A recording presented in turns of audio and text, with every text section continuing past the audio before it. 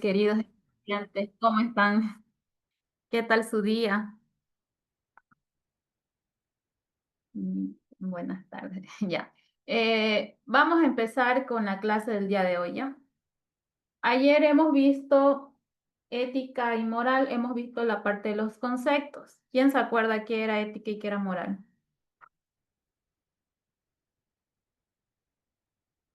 ¿Se Sí, sí, buenas acuerdan tardes.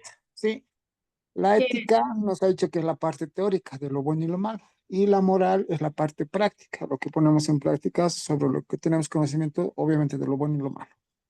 Muy bien, ya, muy bien. Ya.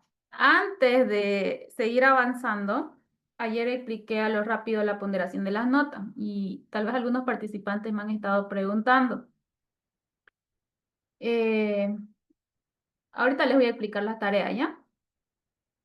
Esta es la página, no sé si ya han podido ingresar. Están los temas que vamos a avanzar. Ayer hemos avanzado hasta el tema 3. Nos quedan todavía estos 5 temas más por avanzar. Después les estoy pidiendo 2 tareas. Cada tarea vale el 25% de la nota. Les estoy pidiendo una infografía.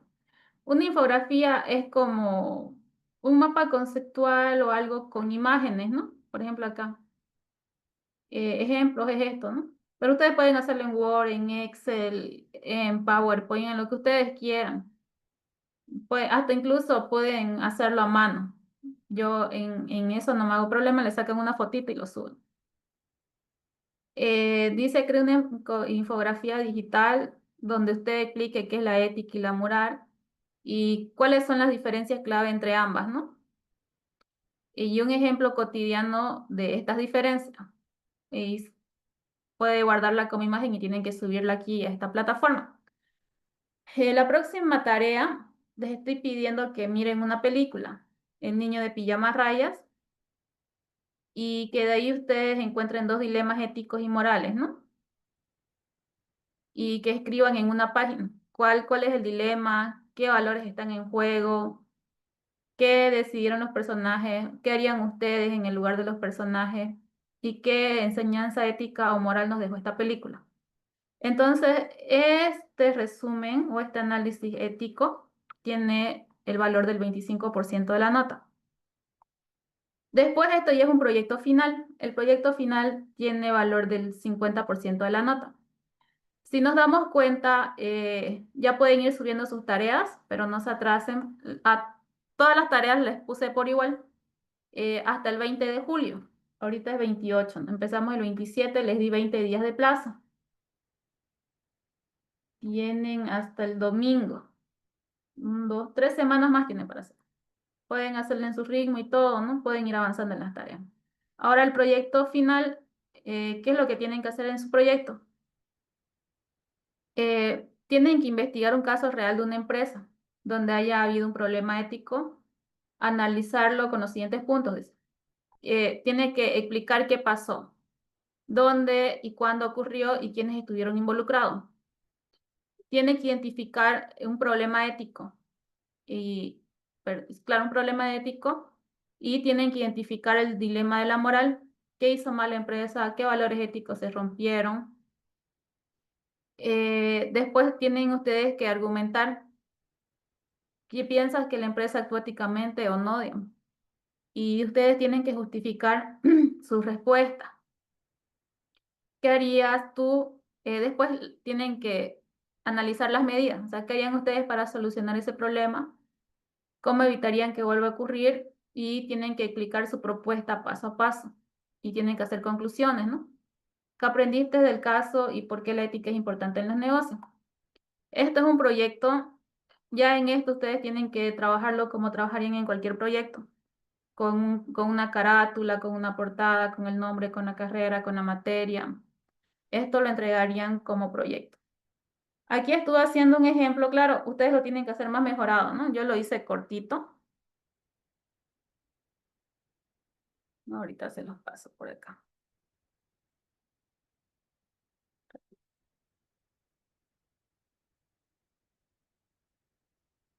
Mm, Aquí está.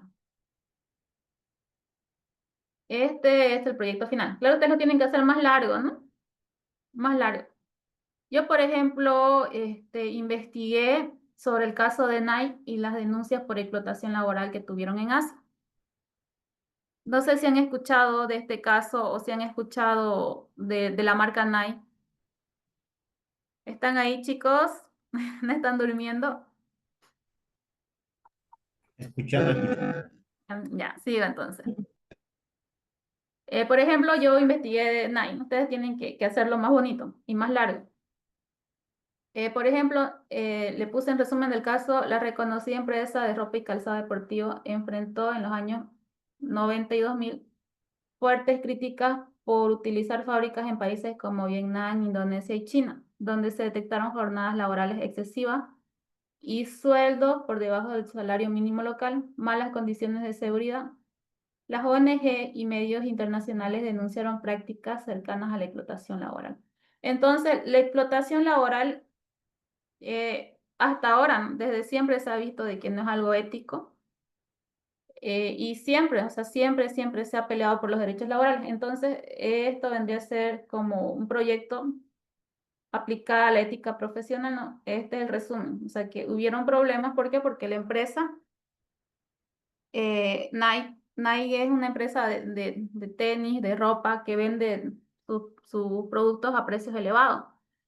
Pero sin embargo, ellos pagaban precios sumamente bajos, ¿no? A Vietnam, Indonesia y China.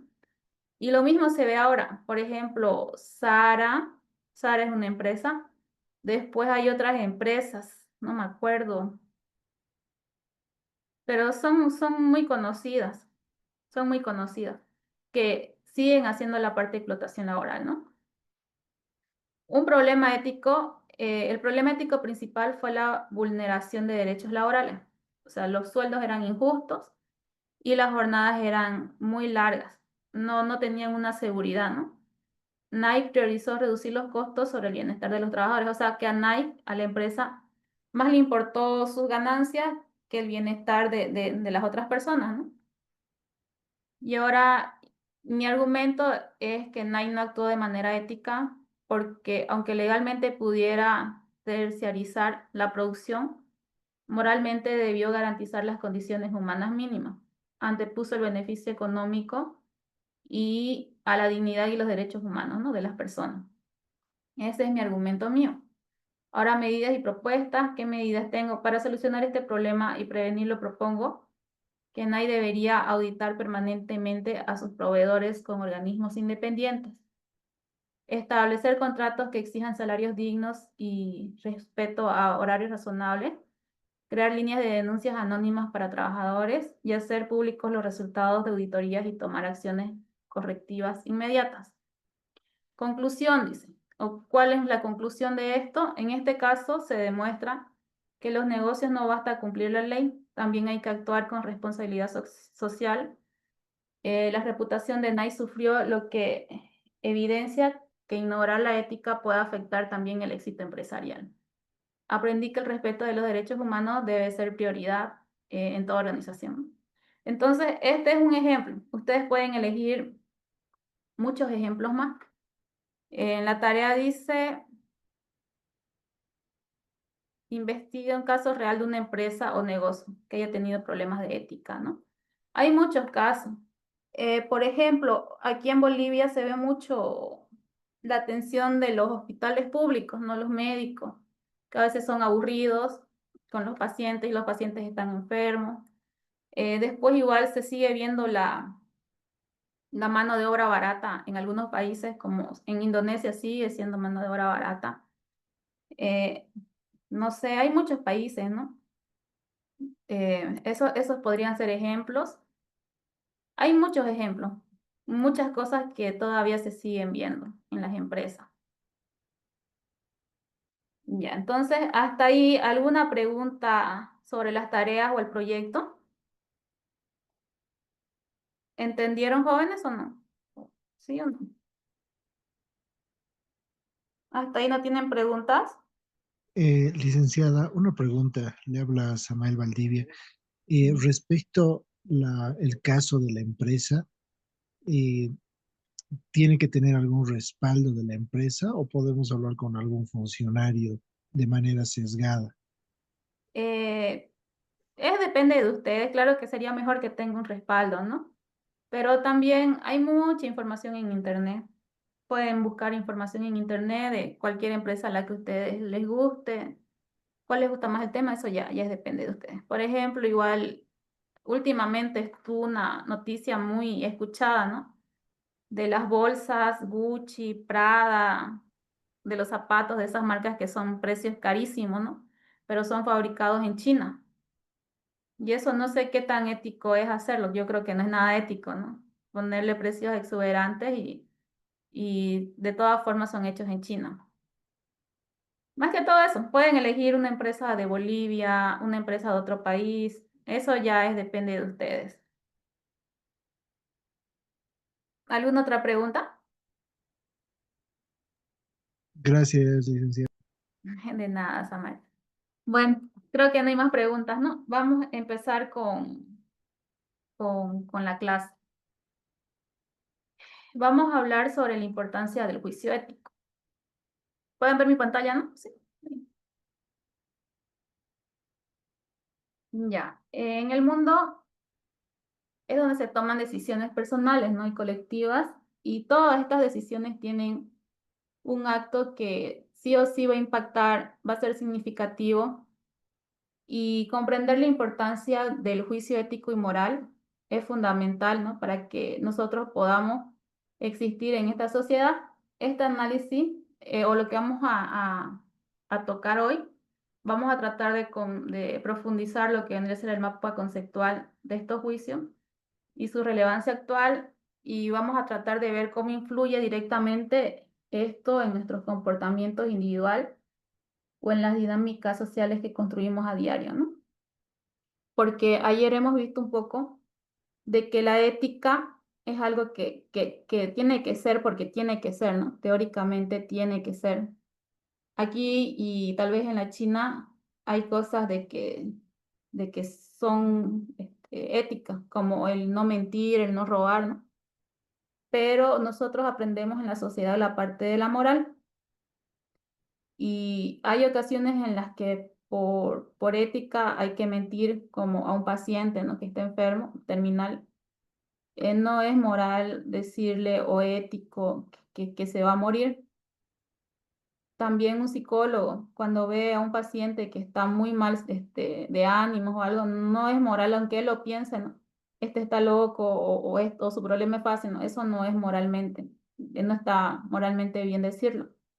Hay que tratar de animar al paciente. Y eso depende, el juicio ético depende de la sociedad y también de nosotros mismos, ¿no? Nosotros aprendemos con nuestro temperamento y con nuestro carácter. De acuerdo a eso es que se toman decisiones importantes. Ya, entonces vamos a aprender un poquito sobre qué es un juicio moral.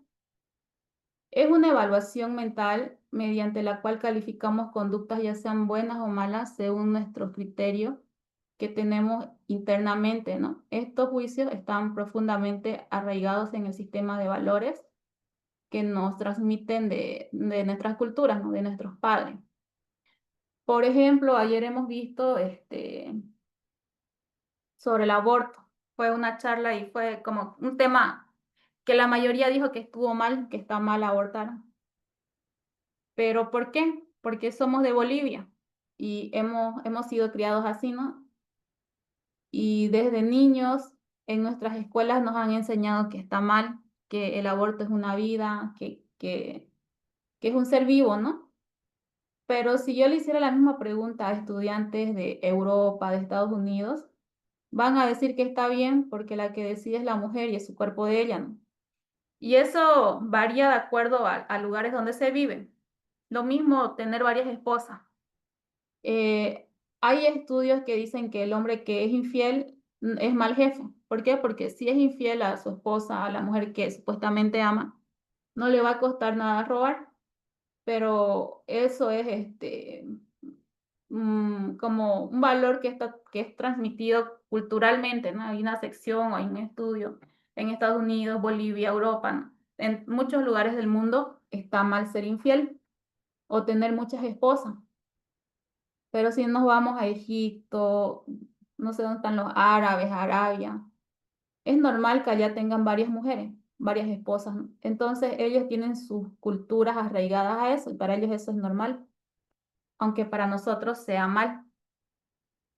Lo mismo acá, ¿no? Nosotros, por ejemplo, comemos carne de vaca, comemos pollo, pero si uno se va a la India, nosotros vamos a estar locos, ¿no?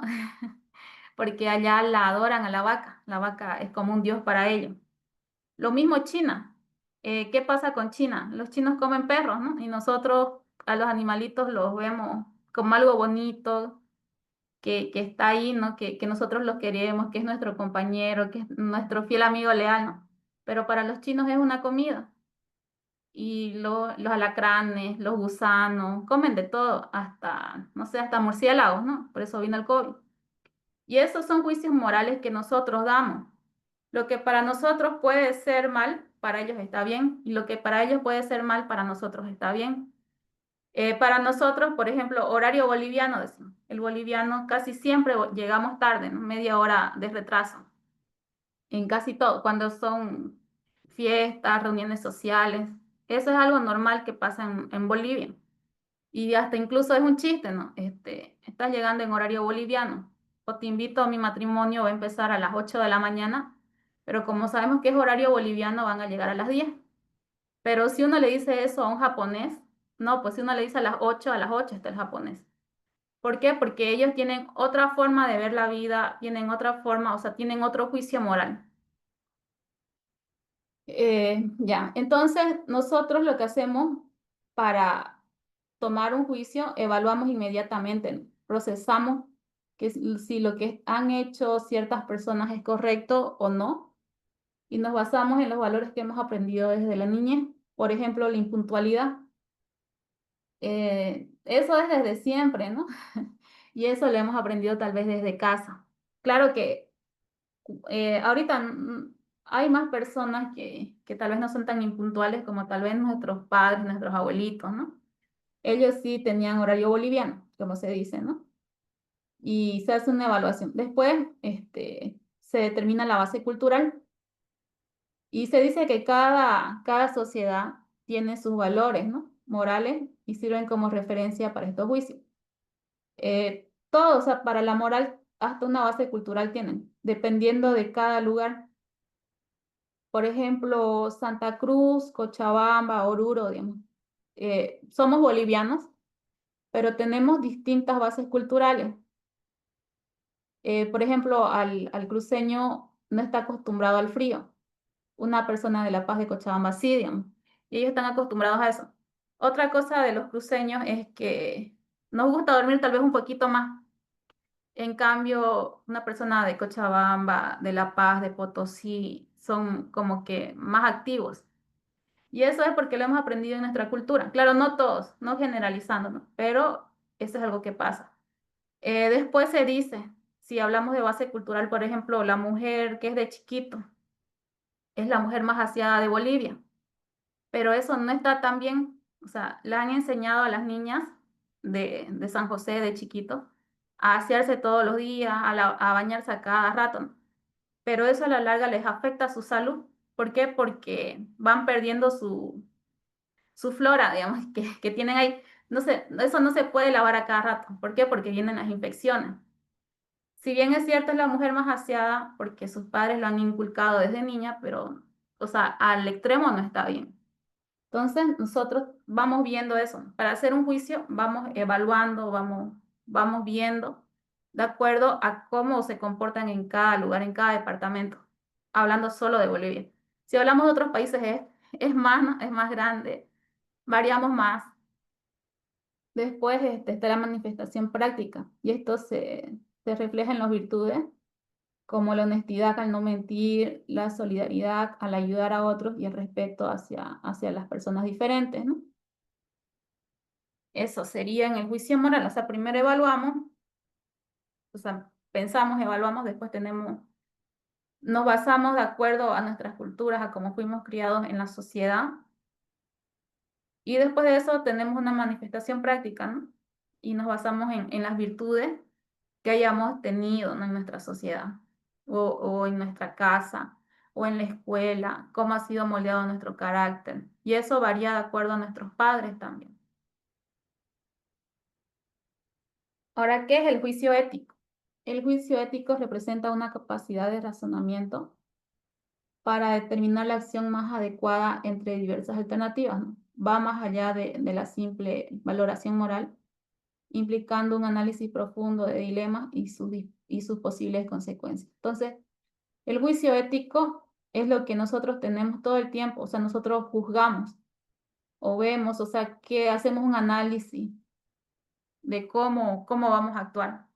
El análisis racional implica la reflexión deliberada sobre situaciones complejas donde los valores pueden entrar en conflicto, ¿no?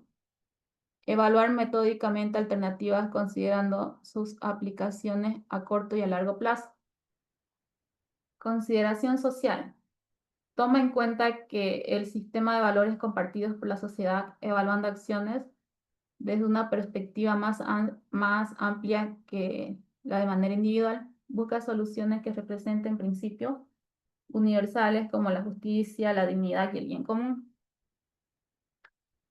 Por ejemplo, vamos a hablar del aborto. Según donde nosotros vivimos, nuestras culturas, nuestras costumbres, está mal abortar. Pero si a quien va a tener el bebé o quien quiera abortar es una niña de 10 años que fue violada por su padrastro, pongámosle. No sé, o sea, no sé qué acción tomar, tenemos que pensarlo bien. ¿Por qué? Porque el médico más que todo, ¿no? Tiene que analizarlo bien porque la niña es pequeña y es un riesgo tanto para ella como para el bebé de ese embarazo. Y tal vez son cosas que se salen de las manos, ¿no? Que sabemos que está mal, pero tenemos una consideración social con la niña, porque la niña pasó por muchas cosas. Pero antes de que la niña tome cualquier decisión que vaya a tomar, es necesario que ella vaya a un psicólogo, ¿no? Y que el psicólogo sea quien determine. Pero no sé, o sea, yo no sé qué juicio se tomaría ahí, pero todos se analizan, tiene que ser algo ético.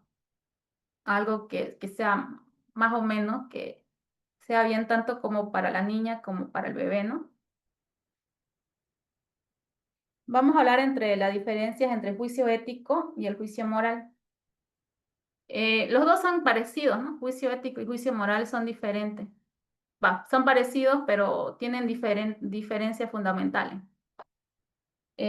Por ejemplo, el juicio moral se basa en los sentimientos, o sea, lo que yo siento, lo que está interiorizado sobre lo correcto o incorrecto, sin analizar razones muy profundas. En cambio, el juicio ético es algo más racional, es un análisis más racional, buscando la coherencia de valores compartidos, evaluando las alternativas, ¿no? Y vamos a hablar de nuevo del ejemplo del aborto. En el juicio moral nos basamos en el sentimiento. Por ejemplo, pobre bebé. Muchas personas van a decir, pobre bebé, no tiene la culpa, por más que haya pasado lo que haya pasado, ¿no?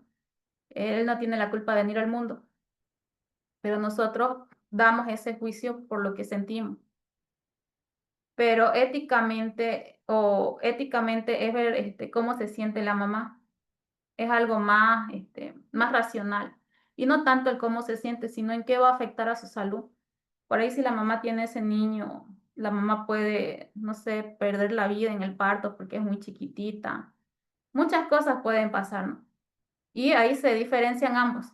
El juicio moral sí o sí se basa en los sentimientos, en el cómo se siente. Y el juicio ético es la parte racional, o sea, que se hace o se actúa de forma racional.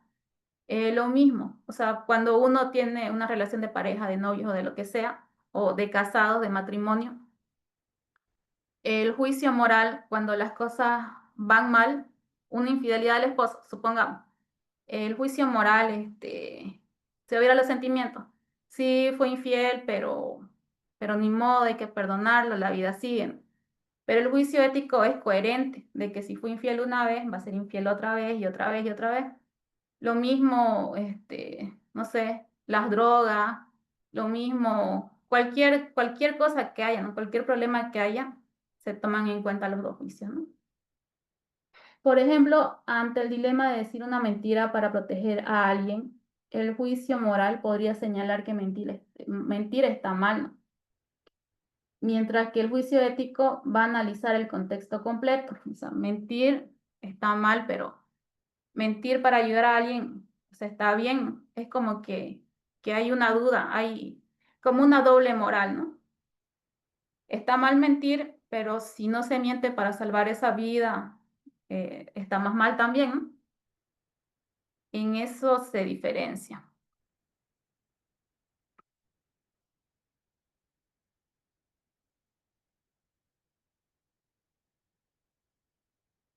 Ya. Vamos a hablar de los elementos que influyen en el juicio ético y el juicio moral, ¿no?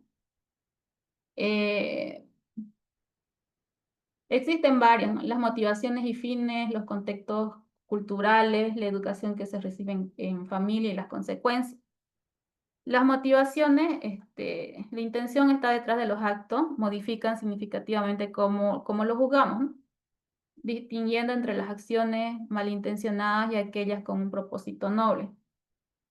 Por ejemplo, hay acciones que a veces se hacen con mala intención y eso yo pienso que a todos nos pasa, ¿no? Porque todos somos humanos y por ser humanos somos como que propensos no somos santos, siempre vamos a hacer algo mal, ¿no? Después está el contexto cultural.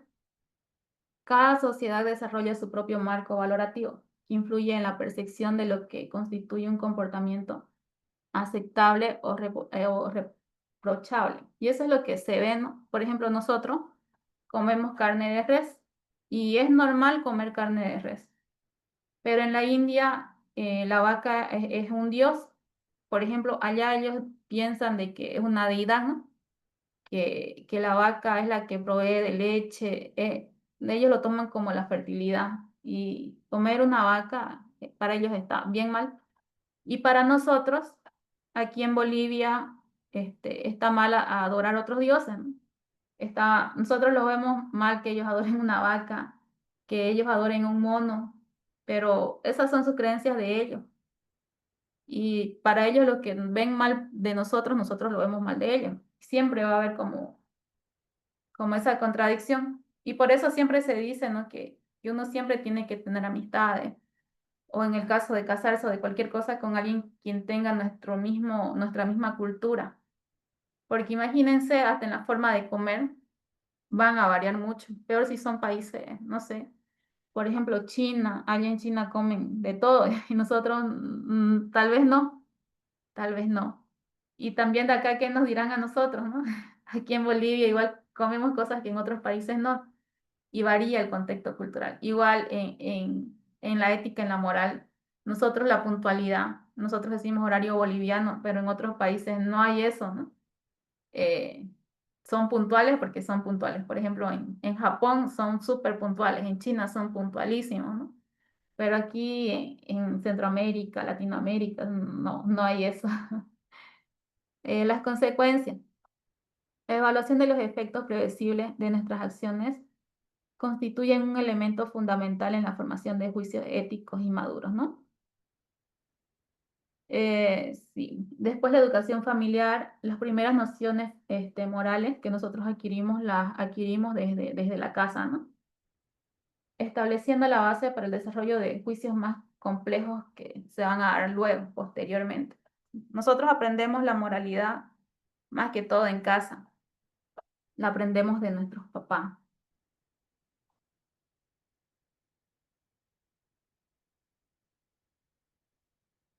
Importancia en la vida personal. El desarrollo sólido, ya sea un juicio moral o ético, es esencial, ¿no? Para construir lo que nosotros somos, las personas que somos. Por ejemplo, el desarrollo de la conciencia nos ayuda en la autonomía moral y en la orientación vital.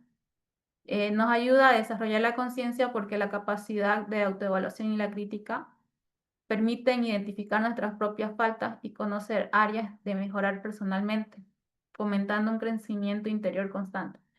Esto es algo que todo el tiempo vamos haciendo, ¿no? Por ejemplo, cuando nosotros somos niños, somos adolescentes, vamos cambiando a como cuando somos jóvenes y mayores. Por ejemplo, un jovencito, un adolescente, siempre es más orgulloso que una persona adulta. Y para que sea un poquito más sabio el niño o el adolescente tuvo que pasar por muchas cosas, hasta aprender, hasta tener ese crecimiento interior, pero tuvo que pasar por muchas cosas, a no ser de que en casa le hayan enseñado siempre bien. Pero por lo general nosotros como personas aprendemos mediante las experiencias que pasamos en la vida, ¿no? Y nosotros para moldear nuestro carácter tenemos que pasar por ciertas cosas, ¿no? Y eso a todos nos pasa. Y nosotros también hay que ser conscientes y reconocer en qué áreas nos falta mejorar como personas, porque siempre hay algo que nos va a faltar. Después está la autonomía moral, nos capacita para tomar decisiones fundamentales en principios propios, sin depender exclusivamente de la aprobación externa o de normas impuestas. Y aquí es donde nosotros tomamos la decisión moral que nosotros vemos correcto, sin depender de otras personas. Nosotros sabemos qué está bien y qué está mal. Y cada uno tiene su moral impuesta ya, o sea, cada uno tiene su forma de pensar, ¿no? Después está la orientación vital, que es una brújula interior que guía nuestras acciones según los valores que tenemos internos, ¿no? Y esto es lo que nos hace que seamos coherentes en nuestra vida. La importancia en la sociedad, los juicios éticos y morales constituyen el fundamento visible sobre el que constituye cada sociedad funcional, estableciendo las bases para la convivencia pacífica en el proceso colectivo. Construcción normativa, aquí es donde se aplican las leyes, ¿no? Las leyes, normas y pactos sociales emergen como los juicios éticos compartidos y se ponen los límites necesarios, ¿no? Para que podamos existir. Sí o sí tienen que haber leyes y reglas para que se pueda llevar, se pueda vivir bien. Desde siempre hay eso. Por ejemplo, más antes los incas tenían ellos igual sus normas, no mentir, no robar, no matar, no ser flojo. Ellos ya tenían y ya se basaban en esas normas. También ellos tenían, antes de que haya el dinero, ellos usaban mucho el trueque, o sea que cambiaban sus cosas. Eso ya había como unas normas para el bien vivir desde tiempos antiguos, también desde los tiempos de Jesús, si hablamos desde el cristianismo. Ya se daba ofrendas al César o el diezmo al César, que se los conoce actualmente en algunas religiones que se sigue dando el diezmo, ¿no? Y eran ofrendas, eran los impuestos que nosotros damos ahora. O sea que estas normativas, estas normas, estas instrucciones ya están desde tiempos antiguos.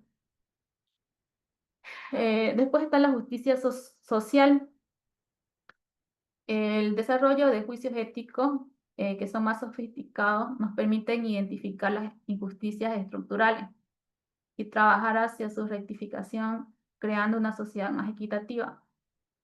Por ejemplo, juicio social, si hablamos de eso, no sé, vamos a hablar de los tiempos del esclavito. Antes tener un esclavo era algo normal, ¿no? Porque pensaban que el esclavo era como una raza inferior, pero viéndolo ahora, viendo la justicia social, una persona de África, de Bolivia, de Estados Unidos, de Europa, es lo mismo. O sea, valemos lo mismo, somos iguales.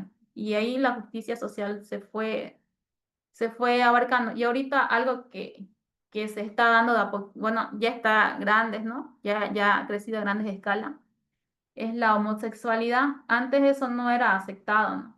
Ser homosexual era como que había que callarlo. En cambio, ahora uno no puede decir eso claro, no está mal, no está mal serlo, pero antes habían muchos juicios, muchos se los juzgaban. En cambio, ahora no. Ahora ya los homosexuales, los gays, pueden casarse si quieren, creo, en algunos países. O sea, ya hay como que una justicia más social. Y ahí nos explica que todos somos iguales. O sea persona, cualquier persona es igual y tiene los mismos derechos. ejemplos cotidianos, dice. Todos los días nosotros vemos problemas donde nosotros analizamos la ética y la moral. Todos los días pasa. Por ejemplo, la intervención ante la injusticia. Nosotros cuando enfrentamos situaciones que son injustas, nos enfrentamos al dilema de intervenir asumiendo el riesgo, ¿no? Y casi no nos quedamos como espectadores pasivos. Por ejemplo, cuando hubo la noticia, ¿no? de un señor o una señora, creo que estaba recogiendo tuna en un parque y un vecino no la dejaba sacar, uy, se enojaron las personas, ¿no? Porque si esa persona tiene todo el derecho de comer las tunas que quiera si estaban en el parque, no eran del hombre, ¿no? Que renegaba por las tunas. Y ahí nosotros reaccionamos ante las injusticias que se ven, porque nosotros a diario vemos injusticias, ¿no? Y a veces, por ética o por moral, nosotros actuamos, ¿no? O nos solidarizamos con las personas que están mal. Después vemos la honestidad académica. Los exámenes y trabajos representan pruebas recurrentes de nuestro sentido de integridad, ¿no? Y respecto a las normas establecidas. Aquí en la honestidad académica está el no copiar, el hacer los trabajos honestamente. Después está el comportamiento digital. Las redes sociales representan nuevos territorios para el juicio moral, donde la privacidad, veracidad y el respeto adquieren dimensiones que son complejas. Retos actuales del juicio y la ética. Hay muchos retos, ¿no? Por ejemplo, dilema tecnológico. En la actualidad hay mucha inteligencia artificial y ya hacer propagandas, no sé, ya ni siquiera con el tiempo ni siquiera se van a contratar a actores, ¿no? Porque ya están haciendo propaganda de personas, después canciones, se pueden hacer canciones con la voz, por ejemplo, de Bad Bunny, de cualquier cantante.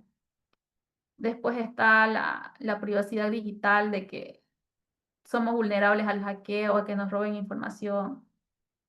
Y todo el tiempo hay eso, ¿no? Después la biotecnología, o sea, se piensa que más allá se va a llegar a clonar, pero ¿con qué ética o con qué moral podemos clonar si solamente Dios da la vida, ¿no? No hay una moral ahí. Pero son cosas que con el tiempo tal vez se va a normalizar. Como antes casarse cuando los padres lo obligaban era normal y ahora no, se fue normalizando. Lo mismo estas cosas, la inteligencia artificial con el tiempo se va a normalizar.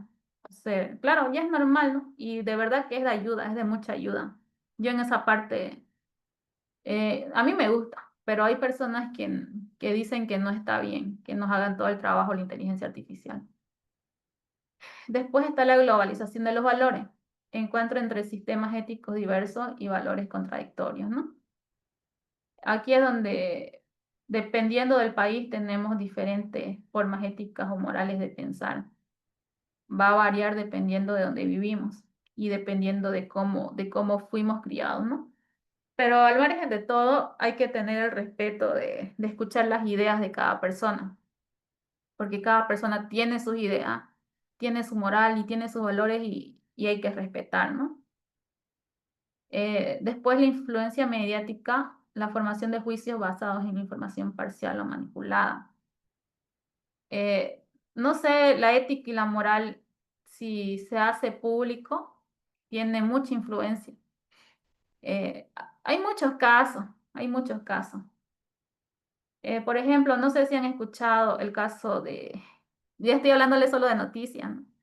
De los influencers de Marco Antelo, que abrió su canal con Anabel y que les engañó a otro influencer, ¿no? Que les dijo que promocionen unas tarjetas, pero en realidad quería que promocionen su canal, su programa. Y eso es ahorita como que, no sé, es algo de estudio porque los creadores de contenido se han enojado mucho y han dicho que ellos han sido utilizados, pero ellos pueden llegar con su voz, con sus videos que ellos hacen y hacer algo que tal vez es pequeño, lo hacen grande, ¿no? Porque en realidad hay cosas más importantes en el país que están pasando, en el mundo, ¿no? Y ellos pueden hacer una influencia mediática de acuerdo a lo que ellos vean, pero si tienen harto alcance de personas. Después está el relativismo cultural, que hay la tensión entre el respeto de la diversidad y la defensa de principios universales. Ya. Conclusión. Para reforzar el juicio ético y la moral, hay que fortalecer nuestra capacidad de juicio ético y moral, que constituye una tarea personal, colectiva y vital para construir un futuro más humano y justo. Es necesario tener una formación continua, ¿no? Desarrollando de manera ética, o sea, lo que nosotros aprendemos, tenemos que verlo de manera más ética en el área de educación, para que así nosotros le dejemos lo que nosotros aprendemos a nuestra generación. Por ejemplo, el no botar basura. El no botar basura, claro que es para que el lugar esté más bonito y todo, pero también eso a lo largo ayuda a que nuestras generaciones no sufran mucho, que el mundo esté un poco más sostenible. Y el mundo no va a cambiar por lo que nosotros juzguemos, va a cambiar por lo que nosotros hagamos. El cambio empieza por uno mismo. Después está la práctica deliberativa, que es ejercitar regularmente el análisis de dilemas éticos. Fortalece nuestra capacidad de juicio y nos prepara para situaciones complejas futuras. Después está el compromiso social, que es la participación activamente en la construcción de una sociedad más justa y respetuosa y solidaria, donde los juicios éticos compartidos provienen de un bien común, ¿no? Entonces, una sociedad que tenga los juicios éticos va a estar siempre mejor preparada, ¿no?, ante cualquier desafío global, desde una crisis climática hasta las desigualdades sociales. Por ejemplo, en Japón hubo un terremoto, no sé qué año, pero se levantó muy rápido. ¿Por qué? Porque ellos tienen sus juicios éticos y su moral desde niños. Ellos son puntuales, son trabajadores, y fue más rápido. Y si hablamos de Haití, digamos, hubo, creo que, no sé qué hubo, un terremoto igual en Haití o un tsunami, y hasta ahorita Haití sigue un poquito como que mal, ¿no?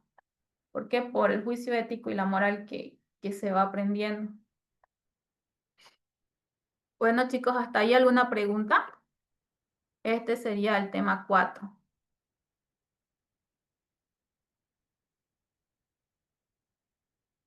¿Están entendiendo, chicos? ¿Me escuchan? Sí, Lisa, está claro. Sí, dicen. Ya, creo que se están aburriendo. Les voy a poner un video para que despierten un poquito, que es la tarea, y ya después avanzamos los siguientes temas, ¿ya? Voy a dejar de compartir. Voy a volver a compartir ahorita. A ver.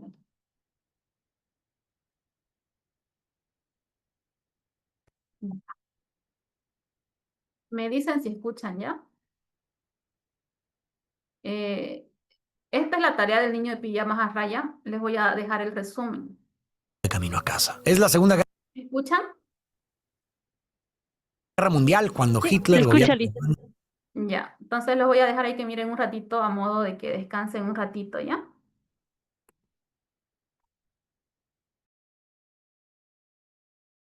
En Berlín, un niño de 8 años llamado Bruno corre jugando con sus amigos de camino a casa. Es la Segunda Guerra Mundial cuando Hitler gobierna Alemania y los judíos pierden sus derechos. Bruno llega a casa y la encuentra decorada. Su madre, Elsa, le dice que esa noche celebrarán el ascenso de su padre Ralph, un oficial nazi. Ralph le dice a sus hijos que se mudarán al campo ya que será jefe de un campo de trabajo forzado. Bruno se entristece por dejar a sus amigos, pero Ralph le promete que podrá hacer nuevos amigos ahí. Bruno y su familia llegan a su nuevo hogar, una casa de 2 plantas con jardín y altos muros. Desde su ventana, Bruno ve unas casas a lo lejos y piensa que son granjas con niños. Más tarde le dice a su madre que los granjeros llevan pijamas de rayas, lo cual le parece raro. En eso, un anciano llamado Pavel entra con verduras y Bruno nota que él también lleva un pijama de rayas. Elsa, curiosa, mira los tobillos de Pavel y descubre la verdad. Bruno pregunta a su padre sobre los granjeros con pijamas y Ralph le dice que no son personas en absoluto. Al descubrir que la granja es un campo de trabajo forzado, Elsa, furiosa, enfrenta a Ralph, quien le había prometido que estaría lejos.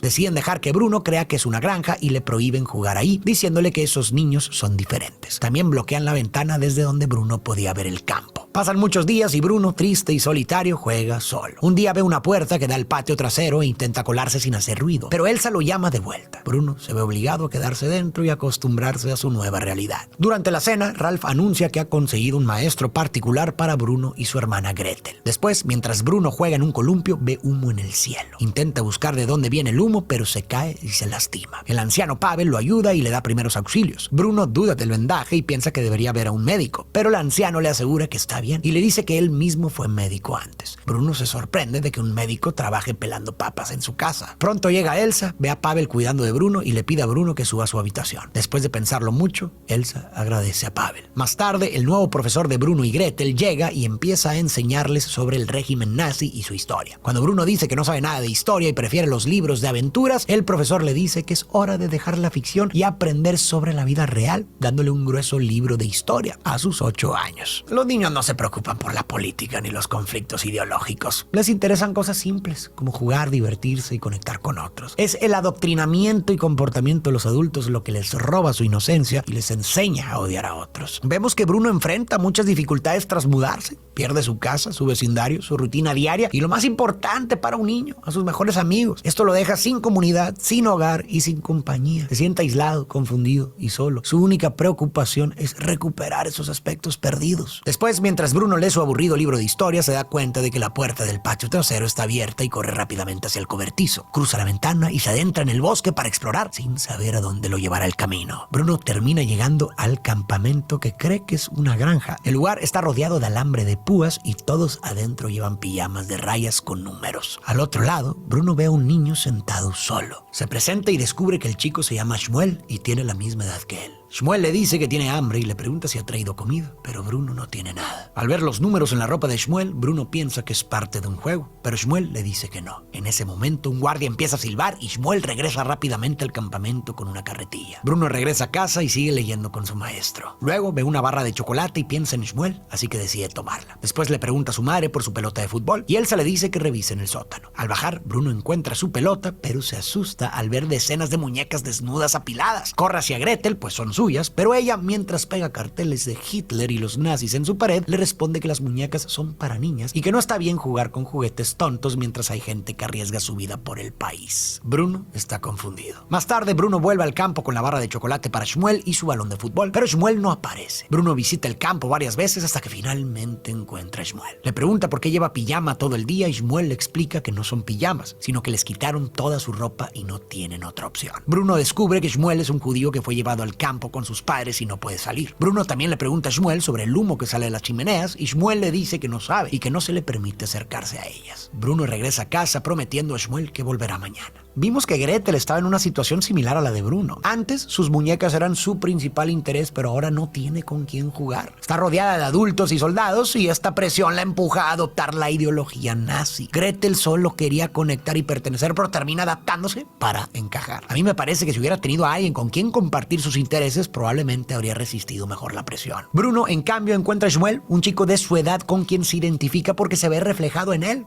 Igual que Shmuel, Bruno tuvo que dejar su hogar y separarse de su comunidad de amigos. Pero claro, Bruno no entiende la gran diferencia entre su cambio de vida y el de Shmuel. Son dos chicos de la misma edad, género y nacionalidad, pero sus vidas son muy diferentes por una sola cosa: su grupo étnico, algo que no pueden cambiar. Más tarde, Bruno pregunta a su padre sobre el humo de las chimeneas. Ralph le dice que el olor es porque a veces queman basura ahí. Elsa nota que Gretel se ha estado comportando más agresiva y al visitar su habitación ve los pósters nazis en su pared, lo que le hace sospechar de lo que su maestro les está enseñando. En la siguiente clase, el profesor enseña a los niños que los judíos son malvados y la causa de los problemas del país. Pero Bruno, pensando en Shmuel, dice que también hay judíos buenos. El profesor le responde que si encontrara un judío bueno sería el mejor explorador del mundo. Después de la clase, Bruno decide visitar a Shmuel y se acuerda de llevarle algo de comida. Empaca la comida en su mochila, pero su madre lo detiene. Astutamente le dice que lleva libros de aventuras y se dirige al campo de trabajo. Le da la comida a Shmuel y lo observa mientras la come. Luego Bruno lanza su pelota de fútbol al interior del campo para jugar con Shmuel, pero este, asustado, se la devuelve rápidamente. Shmuel se esconde detrás de unos pilares y le dice a Bruno que tendrá problemas si alguien los descubre. A Elsa también le molesta el mal olor que sale de las chimeneas. El teniente Kotler le explica que el humo se debe a la quema de cuerpos. Elsa al enterarse, se sorprende y va inmediatamente a enfrentarse a su esposo. Ralph le explica que su ascenso vino con una promesa de confidencialidad y justifica sus acciones diciendo que no pueden construir el país que desean sin tareas como estas. Elsa se horroriza al ver en lo que se ha convertido su marido. Ralph le pregunta quién le habló del humo y Elsa le dice que fue Cutler. Ralph es presentado como un hombre racional y amoroso con su familia, pero comete actos terribles, justificándolos con que como soldado solo debe cumplir con su deber. Este argumento de solo seguir órdenes fue utilizado en los juicios de Nuremberg. Trata principalmente sobre el libre albedrío, ya que se argumenta que si en un grupo desobedecer puede llevar a la muerte o encarcelamiento, en realidad no hay muchas opciones. En esta línea, la filósofa judía Hannah Arendt, durante el juicio de Adolf Eichmann, un alto funcionario nazi, determinó que personas comunes podían cometer crímenes horribles al simplemente seguir órdenes sin considerar las consecuencias morales. A esto le llamó la banalización del mal. Sin embargo, yo creo que el mal no surge solo de la obediencia ciega, sino también de un proceso previo de adoctrinamiento, deshumanización y la construcción de una ideología que justifica la crueldad. Muchos soldados sabían lo que hacían e incluso pensaban que hacían un bien. Como vemos, desde muy jóvenes se les enseñaba a ver a los alemanes como superiores y a los judíos como malvados. Repite una mentira muchas veces y empieza a parecer verdad. La gente empieza a creerlo y poco a poco se contagia socialmente, hasta que como Ralph terminan creyendo sinceramente que sus actos son necesarios para construir el país que desean, justificando sus acciones terribles. En fin, los juicios de Nuremberg determinaron que seguir órdenes no exime de la responsabilidad ética y legal. La historia tiene muchos ejemplos de personas que resistieron bajo gobiernos autoritarios. ¿Tú qué opinas? ¿Por qué personas comunes cometen actos terribles? ¿Es posible tomar decisiones morales valientes en situaciones extremas? Cutler y el abuelo han venido a cenar. Durante la cena, Ralph descubre que el padre de Cutler dejó el país y empieza a presionarlo, sugiriendo que desaprobaba a Hitler o que hay un linaje judío en la familia de Cutler. Cutler se siente sumamente incómodo y justo entonces Pavel derrama accidentalmente vino mientras le sirve y Cutler le da una brutal paliza. Cutler se sintió humillado, débil e impotente, rodeado de superiores a quienes no podía enfrentar, y terminó descargando su frustración sobre Pavel, que no puede defenderse. Esta escena refleja el sentimiento colectivo en Alemania que facilitó el Holocausto. Tras la Primera Guerra Mundial, Alemania fue humillada y sufrió una hiperinflación devastadora. El país estaba en crisis, con la moral y la economía por los suelos, creando un ambiente propicio para una dictadura. Y en este contexto, alguien afirmó que no habían sido derrotados por otras naciones más grandes, sino traicionados por los judíos. Y así, toda la frustración del país se canalizó hacia ellos, que se convirtieron en chivos expiatorios, como Pavel. Esto afecta a Bruno, que llora con su hermana. Gretel dice que Pavel se lo merecía y le revela que el campo no es una granja, sino un campo de trabajo para judíos porque son malvados y peligrosos. Bruno se pregunta si su padre es realmente una buena persona, pero Gretel dice que deberían estar orgullosos de él porque está levantando al país. Como vemos, esto es un claro ejemplo de un adoctrinamiento. No se trata de obedecer ciegamente, sino que muchos creen genuinamente que estaban haciendo un bien. Un día, mientras deambula por la casa, Bruno ve a Shmuel limpiando copas de vino. Bruno se alegra de verlo y le ofrece comida. Shmuel empieza a comer, pero antes de terminar, llega Cutler y lo acusa de robar la comida. Enfadado, Cutler grita a Shmuel, quien dice que su amigo Bruno le dio la comida. Cutler le grita a Bruno y, asustado, Bruno miente diciendo que no conoce a Shmuel. Cutler entonces le dice a Shmuel que cuando termine de limpiar tendrán una charla sobre lo que les pasa a las ratas que roban. Bruno se siente culpable por poner a Shmuel en peligro y corre al campo para buscarlo, pero no lo encuentra. Decepcionado, regresa a casa y ve llegar a unos militares. Ralph les da la bienvenida y los lleva a ver un documental sobre la vida en el campo. Bruno lo ve en secreto y cree que los niños juegan y las familias disfrutan. En realidad, este es un falso documental para ocultar lo que en realidad sucedía. Y esta fue una estrategia real usada por los nazis en la Segunda Guerra Mundial para ocultar las atrocidades en los campos de trabajo. Los nazis realizaron una campaña propagandística cuidadosamente planificada para convencer al mundo de que los prisioneros vivían en buenas condiciones. Una de las tácticas principales fue producir un documental que mostraba la vida en Terezín, un campo en Checoslovaquia, como si fuera normal y feliz. El objetivo era desmentir los rumores sobre las condiciones inhumanas y las ejecuciones masivas. El clímax de esta estrategia ocurrió en 1944, cuando los nazis permitieron que la Cruz Roja Internacional visitara Terezín para elaborar un informe sobre la vida en el campo. Los prisioneros fueron obligados a fingir felicidad y los nazis construyeron falsas escuelas y cafés para crear una ilusión de normalidad. Los delegados de la Cruz Roja fueron engañados y se convencieron de que las acusaciones sobre las cámaras de gas eran infundadas, creyendo que los judíos estaban siendo cuidados por los alemanes. Bruno, sin entender esto, abraza a su padre creyendo que es un buen hombre. Luego ve a Shmuel en el campo con un ojo herido por Cutler. Bruno se disculpa, se pregunta por qué lo hizo, diciendo que Gretel y otros decían cosas malas, y Cutler da miedo. Shmuel acepta las disculpas y le da da la mano. Mientras tanto, Ralph informa al partido que Cutler no reportó la deslealtad de su padre y Cutler es enviado al frente como castigo. Irónicamente, la propia madre de Ralph repudia a los nazis. Bruno sigue reuniéndose con Shmuel y esta vez juegan damas chinas, lo que Shmuel encuentra muy divertido.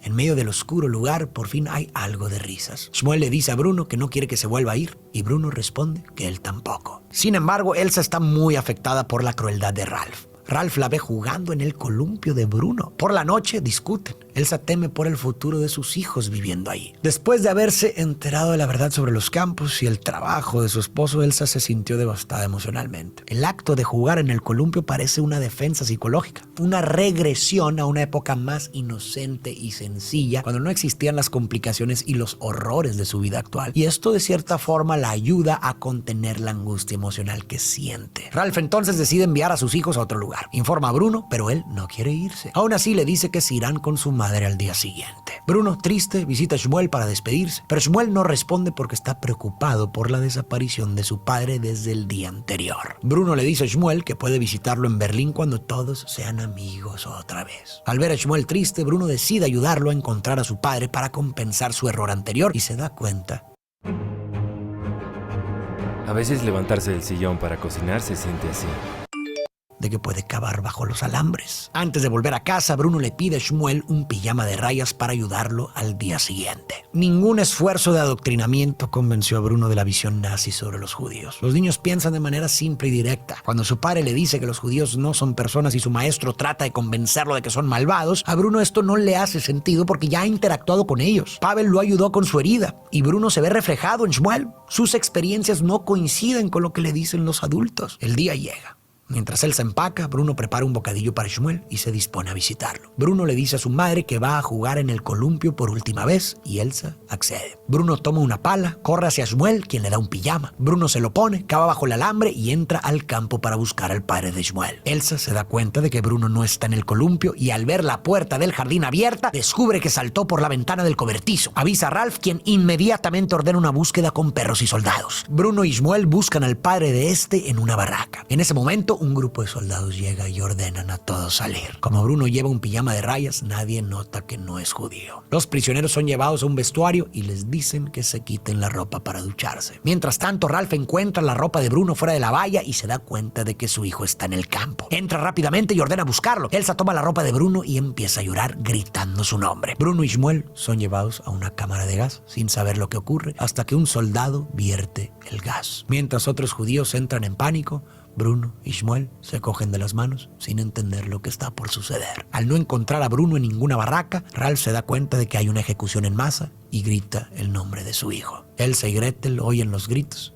Elsa cae de rodillas y llora. La cámara de gas se silencia, indicando que todos los prisioneros, incluyendo a Bruno y Shmuel, han muerto. Las ideologías basadas en el odio y la división terminan volviéndose contra todos, incluso contra quienes las promueven. Cutler es enviado al frente, lo que es prácticamente una sentencia de muerte. El mismo sistema que él apoyaba lo destruye. Por otro lado, Ralph sufre la pérdida devastadora de su hijo, como una consecuencia directa del entorno que él ayudó a crear y controlar. La película nos muestra así que nadie, ni siquiera los perpetradores, escapa a las consecuencias destructivas de las ideologías deshumanizantes y opresivas. Para terminar, quiero reflexionar sobre la escena en la que Bruno cruza la valla y se pone un pijama de rayas para ayudar a Shmuel, que me parece muy simbólica. Al cruzar la valla, Bruno cruza las barreras de prejuicios y creencias que deshumanizan al otro, levantadas por ideologías que dividen y separan a las personas. Al cruzar, Bruno deja atrás estos prejuicios y entra en el mundo de Shmuel. Ponerse el pijama de rayas representa la empatía y la capacidad de ponerse en el lugar de Shmuel. Bruno ahora puede ver el mundo desde la perspectiva de él, lo que le permite entender y sentir la realidad en la que vive y finalmente aceptarlo como su amigo. Este acto de cruzar barreras y ponerse en el lugar del otro es clave para que florezca la amistad, tanto entre individuos como entre grupos. Desafortunadamente, mucha gente se niega a hacer esto y las divisiones alcanzan niveles peligrosos. Pero la realidad es que solo al dejar nuestros prejuicios y ver el mundo desde los ojos del otro, podemos superar las divisiones impuestas por el odio y la ignorancia y crear una humanidad más unida y un mejor lugar para todos.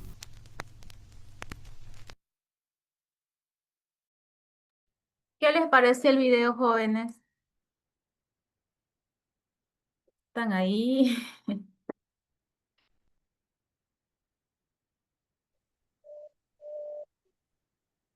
Interesante, Hola. Lisa. Interesante, dicen. Sí, habla bastante lo que pasó con los judíos. Es un claro ejemplo de la moral y de la ética, ¿no? Y de la doble moral también, de que los alemanes pensaban que lo que ellos hacían estaba bien, inculcaban a las personas a que crean como ellos, ¿no? Pero matar a una persona en cualquier parte, eso está mal. Y habían personas que tal vez les tenían pena, ¿no? Por ejemplo, si hablamos de ética y moral y nos basamos en los judíos y los alemanes, hay muchos ejemplos. Por ejemplo, el diario de Ana Frank, no sé si han escuchado de Ana Frank. Ella era una judía, una niña que escribía su diario, ¿no? Ella solamente quería escribir un libro y quería que su libro sea conocido. Y hubieron personas buenas que ayudaron a su familia.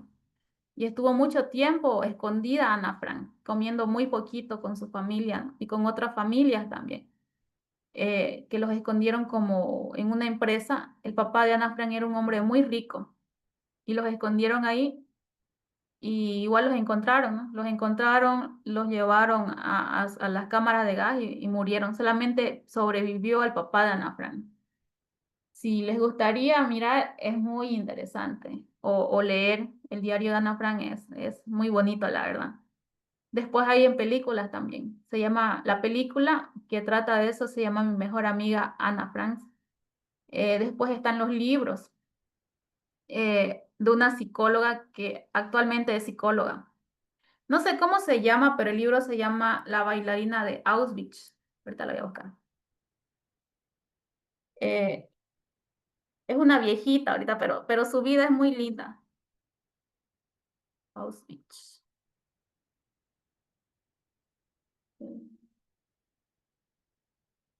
No, es muy lindo. Eh, Edith Eger se llama. Ella escribió un libro, pero ella cuenta la realidad de lo que pasó porque ella lo vivió.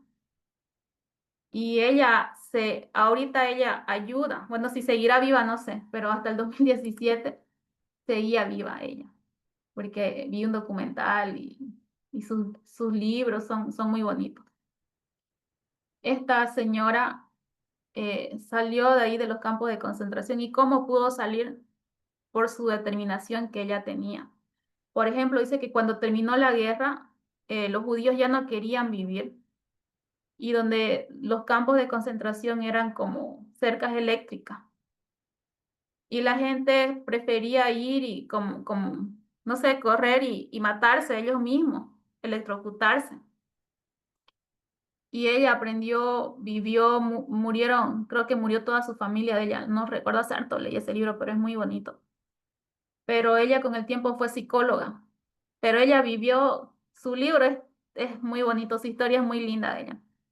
Sufrió mucho. Y dice que a veces ella, sus pacientes iban y le decían, yo fui violada, yo me quiero matar, o yo tengo tal problema, yo no sé, mi vida no tiene sentido, o yo sufrí mucho. Pero ella decía, no creo que haya sufrido lo que yo sufrí, porque estar ahí, los campos de concentración eran horribles. La gente se peleaba por un pedazo de cáscara de papa porque no había para comer y se morían las personas. Es muy bonito. O sea, si hablamos de ética y hablamos de los judíos y de los alemanes, es un tema extenso, pero es muy bonito. Por eso les pedí la tarea del niño de pijamas a raya, para que lo miren un poco, ¿no? Pero bueno, vamos a seguir avanzando. ¿O alguien quiere decir algo? ¿Alguien quiere opinar algo? ¿Alguien tiene algo por decir? No, nadie. Ya. Como nadie habla, vamos a continuar. El tema que nos toca es este.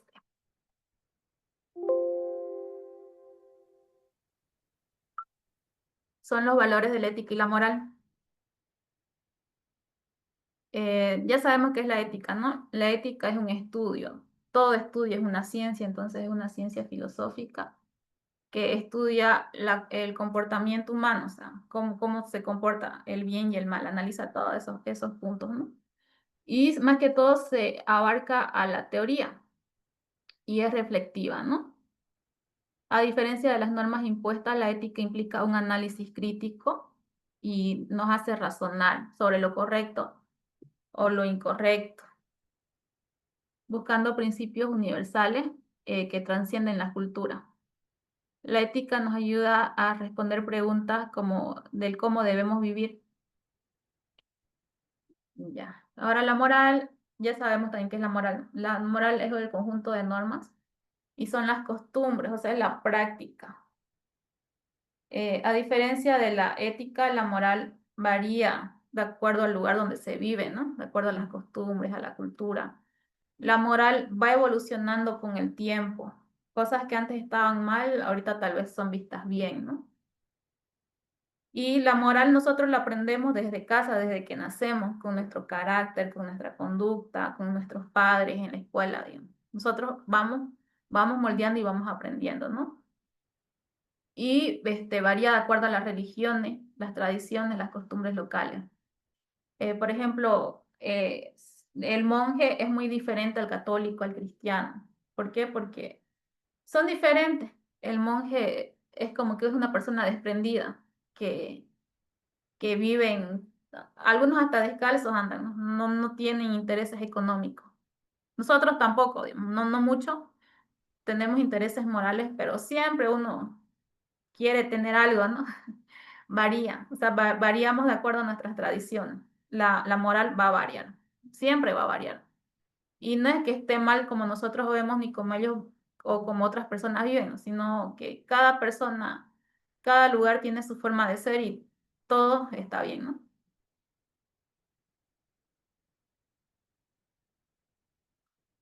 Ya, las diferencias entre la ética y la moral es que la ética es reflexiva, ¿no?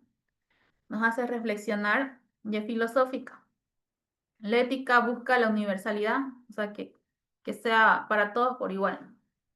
La ética cuestiona, analiza normas existentes y más que todo se basa en cómo debe ser. En cambio, la moral ya son prácticas que nosotros vivimos cotidianamente.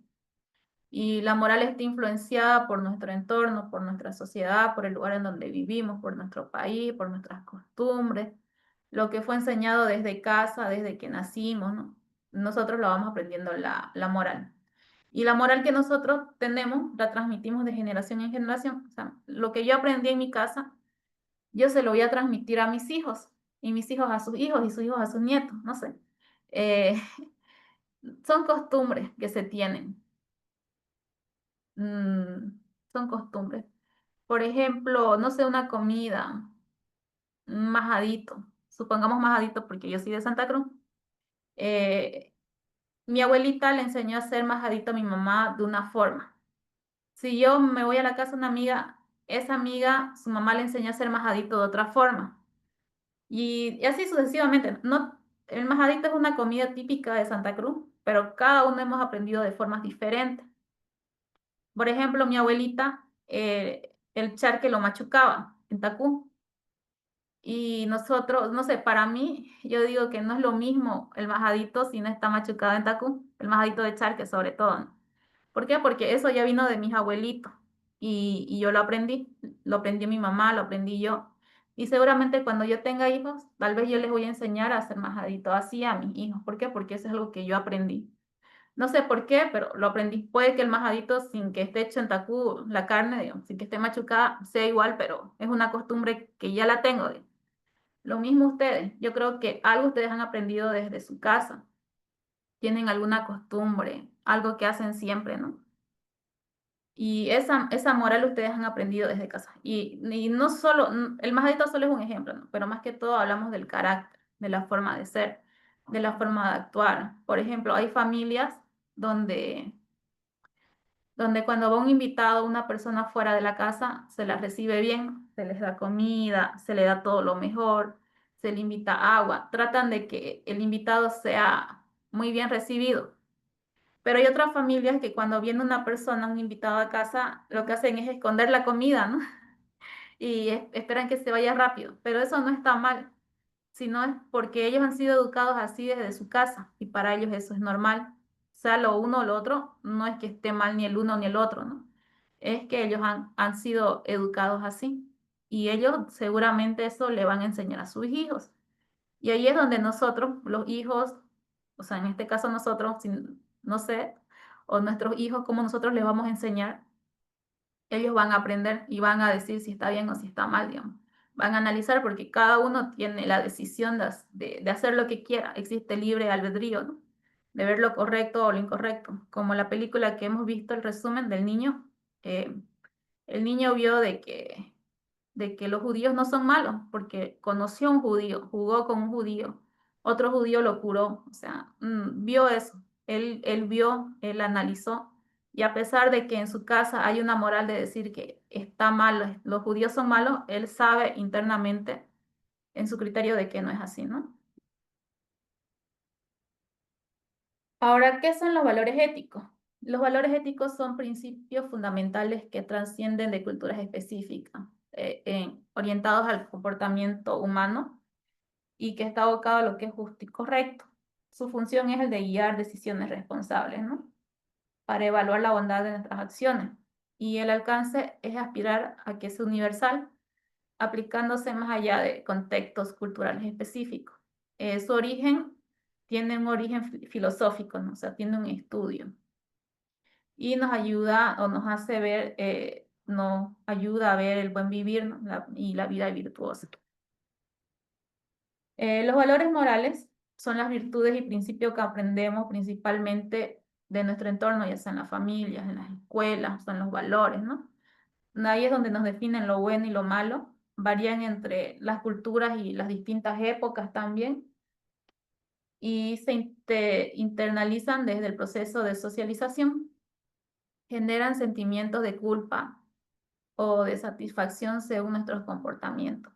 Nuestros valores se transmiten principalmente a través de las experiencias vividas, las historias compartidas y normas establecidas de nuestro entorno cultural.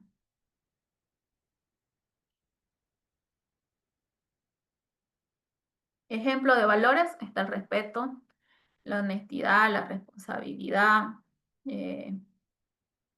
la puntualidad. Hay muchos valores, ¿no? La fidelidad, o sea, son muchos.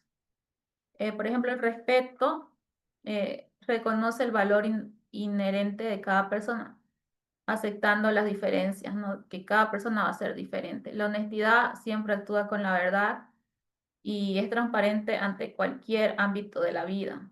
La responsabilidad es asumir las consecuencias de nuestros actos, ¿no?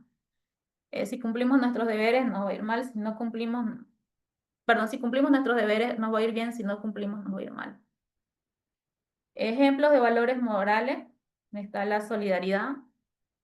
Ahí es cuando nosotros tenemos un compromiso con la sociedad, por ejemplo, cuando hay una kermés, cuando hay que ayudar a algo o un compañero, pásale una tarea, nosotros somos solidarios, ¿no?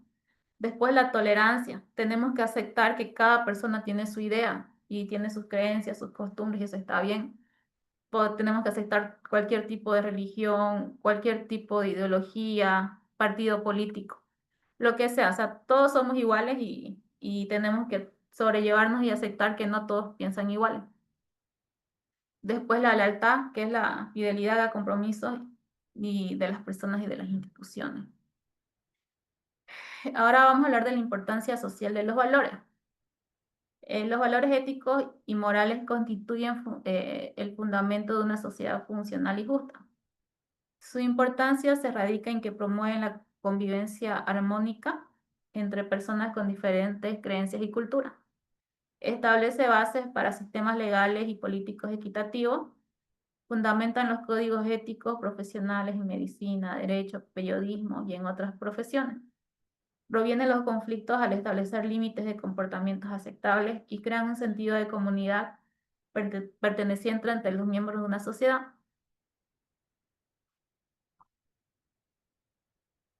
Conclusión. La ética y la moral actúan como guías fundamentales que guían nuestras acciones que llevamos día a día, ¿no? Y nos ayuda a distinguir entre lo que es bien y lo que está mal. En el pilar social, los valores éticos y morales constituyen una base sobre cómo se construye una sociedad justa, equitativa y funcional, ¿no? establecen normas de convivencia que permiten el desarrollo de todos los miembros de la comunidad. ¿Y cómo nos ayudan en el compromiso personal también? El cultivo de valores no solo es una responsabilidad social, sino es un compromiso personal. Cada uno tiene que cultivar sus valores, ¿no? Sus valores morales. Y ahí acabaríamos el tema 5. ¿Hasta ahí alguna pregunta? ¿Alguna duda, chicos?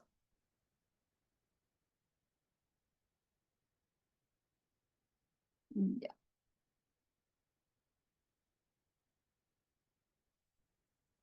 ¿Están ahí? ¿No se están durmiendo? Chicos,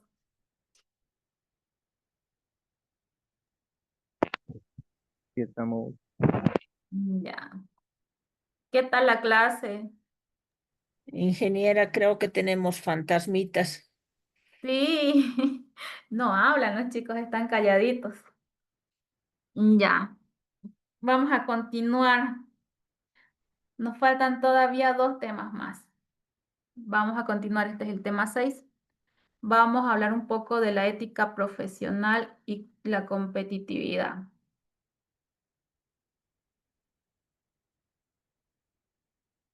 Mm, ya. En el mundo empresarial donde vivimos actualmente, la ética profesional y ser competitivo es algo fundamental, ¿no? Es un pilar fundamental que determina el éxito que va a tener la empresa a largo plazo, sí o sí a largo plazo. Esta presentación explorará cómo estos conceptos se entrelazan y cómo se pueden potenciar mutuamente para crear organizaciones más sólidas, sostenibles y exitosas, ¿no? En este tema vamos a analizar los principios básicos, sus aplicaciones prácticas en diferentes contextos, los desafíos actuales que presentan los profesionales al intentar equilibrar la búsqueda de resultados con una conducta ética responsable. Si nos ponemos a pensar, es bien ser ético profesionalmente, ¿no? Pero también las empresas siempre son competitivas, como es el caso de Coca-Cola y Pepsi, ¿no? Son 2 empresas grandes, pero siempre va a haber van a ser competitivas. Pero hay ocasiones en las que Coca-Cola y Pepsi no han sido tan éticos, ¿no? Por ejemplo, hay propagandas donde un niño estaba tomando Coca-Cola y quería alcanzar a la máquina de Pepsi, ¿no? Compró 2 botellitas de Pepsi y se paró en ellas y pudo alcanzar a la Coca-Cola. O sea, hablar mal de otra marca igual está mal. Y ellos como que es una pelea constante. Vamos a hablar sobre qué es la ética profesional. La ética profesional es un conjunto de normas y valores morales que guían el comportamiento en el entorno laboral. No se trata simplemente de cumplir con la ley, ¿no? Sino de actuar con integridad, incluso cuando nadie observa. Entonces, la ética profesional es un conjunto de normas y valores morales, ¿no? Y no solamente se debe hacer o se debe actuar cuando alguien nos ve, sino cuando nadie nos ve, tenemos que ser éticos en nuestro trabajo de manera profesional. Eh, y se basa en 3 partes, ¿no? Tiene conjunto de principios morales, guía para decisiones responsables y tiene los ejemplos concretos. Conjunto de principios morales son los valores que orientan la conducta profesional estableciendo estándares de comportamiento que van más allá de las obligaciones legales mínimas. Eh, por ejemplo, cuando uno trabaja, en cualquier trabajo, tanto el empleador como el trabajador, ambos tienen que tener ética y moral. Por ejemplo, si el empleador quiere despedir al trabajador, tiene que avisarle con anticipación para que el trabajador se prevea, ¿no? Y vaya buscando trabajo. Lo mismo el trabajador, si quiere abandonar su fuente laboral, tiene que ir avisando con tiempo para que el empleador vaya buscando otra persona. Y eso es tener un poco de principio.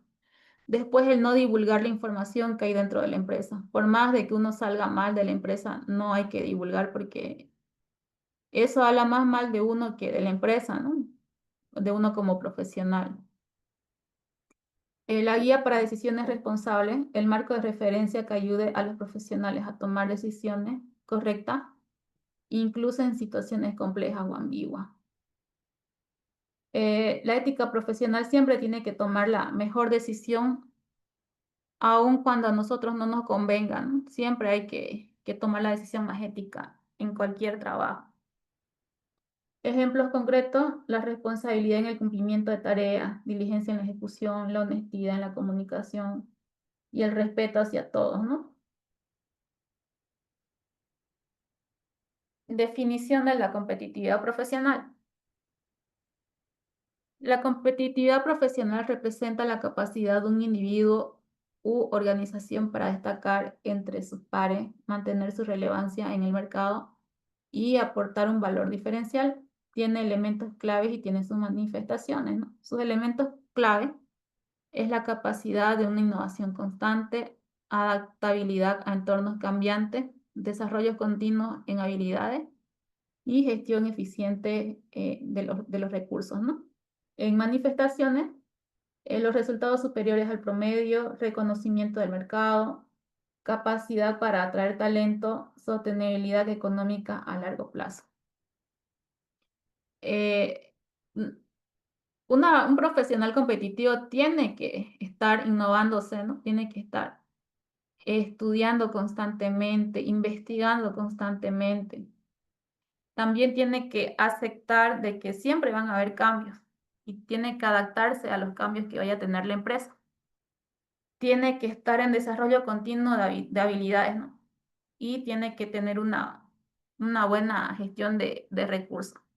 Por ejemplo, si trabajamos en una oficina y nos dan un paquete de 500 hojas, esas hojas solo van a ser para la oficina, para imprimir cosas de la oficina. Ya para nuestras cosas personales, si nosotros tomamos, eso está mal porque no estamos siendo éticos profesionalmente, ¿no? Y si cumplimos con todo esto, si cumplimos con estos elementos, como resultado vamos a superar al promedio, ¿no? Vamos a tener un reconocimiento en el mercado o un reconocimiento en la empresa o donde vayamos. Vamos a tener la capacidad para atraer talentos y también gracias a eso va a haber una sostenibilidad económica a largo plazo. La verdadera competitividad trasciende el éxito a corto plazo, buscando establecer la posición de fortaleza sostenible basada en excelencia y la mejora continua. Principios claves para la ética profesional: honestidad y honradez. Actuar con veracidad en todas las comunicaciones profesionales, ¿no? Siempre hay que decir la verdad. Tenemos que evitar engañar, evitar las falsificaciones o manipular información. Y cuando nos equivocamos tenemos que saber reconocer los errores, ¿no? Y asumir las responsabilidades de nuestros errores. Y ahí abarca la honestidad y la honradez, el respeto y la puntualidad. Debemos considerar la dignidad de todas las personas involucradas, ¿no? Valorar el tiempo de colegas y clientes. Tenemos que cumplir nuestro horario laboral. Tenemos que cumplir los plazos establecidos que nos dan para realizar un trabajo, una tarea. Y tenemos que mantener un trato cordial y profesional con todas las personas con las que nos rodeamos en nuestro trabajo. También la justicia y la equidad. La justicia y la equidad ayuda a tomar decisiones imparciales basadas en criterios objetivos. Trata de evitar el favoritismo, conflictos de interés, distribuir cargas y beneficios de manera equitativa entre los miembros del equipo. Ética profesional en la empresa. La ética profesional trasciende en comportamientos individuales para convertirse en parte integral de la cultura organizacional. Las empresas éticas establecen códigos de conducta claros que reflejan sus valores fundamentales y orientados al comportamiento de todos sus miembros. El compliance o cumplimiento normativo garantiza que las actividades empresariales se ajusten no solo a la legislación que esté vigente, sino también a los estándares que son éticos elevados, ¿no? Esto incluye mecanismos de prevención, detención y respuestas ante posibles incumplimientos. La cultura organizacional ética no se impone desde arriba, sino se construye todos los días, con el ejemplo de los líderes, las decisiones cotidianas de cada colaborador. Una cultura ética consolida fundamentalmente la armonía, ¿no?, social dentro de la organización, reduciendo conflictos internos y mejorando un clima laboral.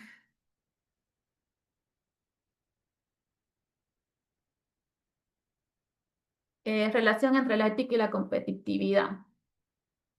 Tiene una relación, ¿no?, tiene decisiones éticas. Las organizaciones actúan con integridad, generando confianza entre sus socios, sus personas, ¿no? Las decisiones basadas en principios éticos consideran el bienestar colectivo a largo plazo. Confianza y reputación. La confianza ganada se traduce en la reputación positiva, un activo intangible de enorme valor. Clientes, proveedores, inversores prefieren relacionarse con empresas de probada integridad.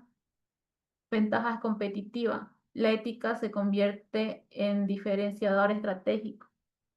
Las empresas éticas atraen mejores talentos, ¿no?, fidelizan clientes y construyen relaciones comerciales más estables y duraderas. La competitividad sostenible requiere una base sólida de integridad. Las ventajas obtenidas mediante las prácticas no éticas suelen ser temporales, ¿no?, y conllevan riesgos significativos para la supervivencia de la organización. Entonces siempre va a haber una relación entre ética y competitividad. Se puede ser competitivo y se puede ser ético a la vez, ¿no? Y por lo general, las personas compramos un producto, en el caso de un producto de alguna empresa, que vemos que tiene una buena organización. Por ejemplo, tal vez hay pollos que son más caros, ¿no? No sé, pollo solar tal vez es más caro no sé, que pollo pampeño. Pero tienen, o sea, nos hacen que confiemos. ¿Por qué? Porque ya lleva muchos años de trayectoria, cumple todas las normas, se sabe de que el pollo es bien preparado, utilizan higiene, ¿no? Y tiene muchas propagandas, lo mismo el pollo chuy. No es lo mismo claro, los otros pollos pueden ser riquísimos y bien, ¿no? Pero varían.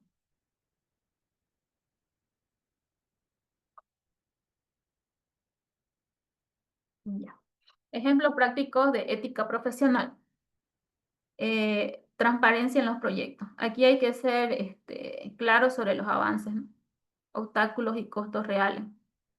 Documentaciones precisas y actualizadas. Hay que dar informes periódicos, que no se oculten desviaciones. Y aquí es lo que se ve en las alcaldías, por ejemplo, cuando se construyen carreteras. La alcaldía o las instituciones que construyen deberían ellos darnos, ¿no?, unos informes detallados sobre los avances y evitar eso, ¿no?, o sea, evitar que se desvíen los fondos. Y si dicen que compraron el mejor cemento, demostrar que lo hicieron, porque algunos suben los precios y a la hora, digamos, es otro precio. Lo mismo los albañiles. A veces en cosas pequeñas. También hay que ver el cumplimiento de las promesas, ¿no?, entrega de servicios exactamente como fueron ofrecidos. Honrar plazos y condiciones acordadas, compensaciones justas cuando sea posible, cumplir con lo prometido. Aquí, por ejemplo, no sé, hay muchos casos, pero uno que se me ocurre es el que pasó de Ángela Leiva, creo que fue a Tarija y no cantó porque estaba lloviendo. Claro de que sí estaba lloviendo, ¿no?, pero la lluvia paró y ella no cumplió con su contrato porque estaba lloviendo, pero igual debió cantar, ¿no? Ella dijo que no, que habían riesgos de electricidad y no sé qué, pero ella firmó un contrato y debió cumplir con lo que dijo que iba a hacer. Ella prometió dar un show que no dio. Entonces ahí está mal. Y no solamente con ellos, sino que en muchas cosas, ¿no?, en cosas pequeñas a veces.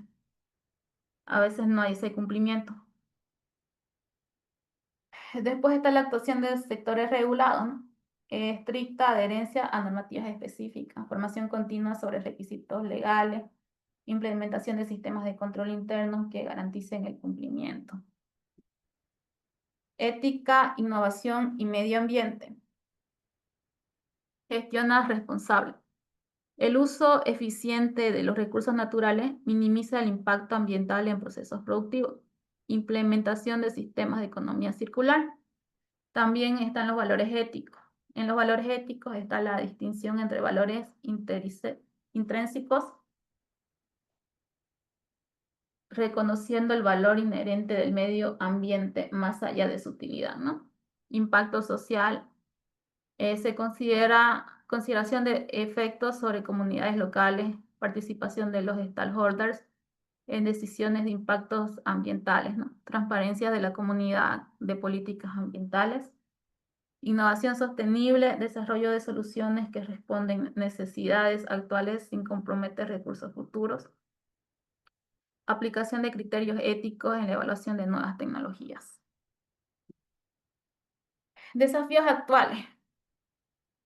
Presión del mercado, ¿no? Los profesionales actuales enfrentan presiones constantes para lograr resultados inmediatos, lo que puede tentar a algunos a tomar atajos éticos, ¿no? La cultura del éxito a cualquier precio sigue presente en muchos sectores altamente competitivos. Esto es algo que se ve mucho. No sé, a veces por reducir costos bajan la calidad de algo. Por ejemplo, un ketchup. Un ketchup que al principio, una salsa de tomate, era espesa y tuvieron altísimas ventas una empresa X, supongamos. Y la empresa vio que tenía hartas ventas, entonces decidió reducir costos, agregándole más agua, ¿no? Y que el tomate sea más líquido. Entonces, eso es algo que es tentador para las empresas, y no solo con el ketchup es un pequeño ejemplo, sino a empresas grandes. Y cuando les va yendo, a veces cuando les va yendo bien o mejor, es como que ya bajan la guardia y ya no se fijan tanto en la calidad de los productos. Dilemas éticos frecuentes, está el conflicto entre la rentabilidad y la responsabilidad social. O sea, aquí algunas personas se basan más en lo económico que en la responsabilidad social, que en la calidad del producto. O sea, reducir costos sin importar que el producto esté mal. Lo mismo en las carreteras, ¿no? A veces las instituciones reducen costos y por eso es que después de 6 meses, un año, hay baches. ¿Por qué? Porque reducieron costos. Ellos vieron que es más rentable, pero no están siendo responsables socialmente, ¿no? Porque a lo largo hacer de nuevo, o sea, demora tiempo. Tensiones entre confidencialidad y transparencia, lo mismo, de que a veces alguna información se sale, ¿no? Que no debería salir de la empresa, pero salen. Uso de datos personales versus privacidad. Por ejemplo, en las telefónicas, esto mucho se ve, ¿no? Que no deberían filtrarse datos personales. No deberían filtrarse números de teléfono. Pero se ve, porque no se toma en cuenta mucho la privacidad, ¿no? O más que todos los que trabajan en telefónica, ellos pueden acceder al número de quien sea, de cualquier persona, ¿no? Formación ética continua. La complejidad de los dilemas éticos actuales requieren una formación especializada y actualizada. Las organizaciones deben invertir en desarrollar la sensibilidad ética de sus profesionales, ¿no? Tienen que capacitarlo regularmente, hablarles sobre la ética, sobre la moral. Tiene que haber un espacio de discusión de casos prácticos. Tienen que buscar herramientas para que se puedan tomar mejores decisiones, ¿no? Y se tiene que tener un sistema de consultas ante situaciones ambiguas. Conclusión final, dice. En cuanto a la compatibilidad, la ética profesional y la competitividad no son conceptos antagónicos, ¿no? Sino que son complementarios. Ambos se complementan. Las organizaciones más éticas tienden a ser más competitivas a largo plazo, creando un círculo virtuoso. Ventajas competitivas y sostenibles. Los valores éticos constituyen envases sólidos para la diferenciación en el mercado. La reputación construida sobre principios éticos es difícil de imitar y proporcionar beneficios que sean duraderos. Compromiso personal y colectivo.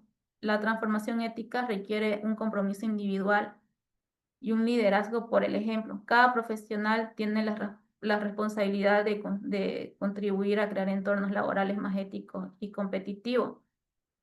La verdadera medida de éxito profesional no solo está en los resultados obtenidos, sino en cómo se han conseguido y el legado que dejamos. Ese sería el tema 6. Hasta ahí, chicos, ¿alguna pregunta? Está claro, Listen. Ya siento que se están durmiendo. Les voy a poner un videíto ya para que despierten un poco. Y continuamos. A ver, a ver. El nombre de ustedes es lo La ética según Un ratito, un ratito. No sé por qué no me deja pasar. No me deja.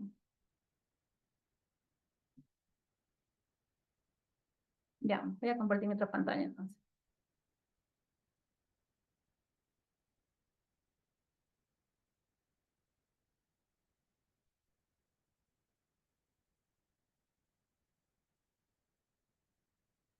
¿Ven el video? Recuerden la frase que les voy a ¿Ven el video?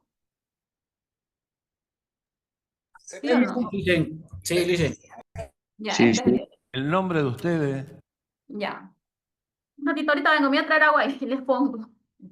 Ahorita vengo.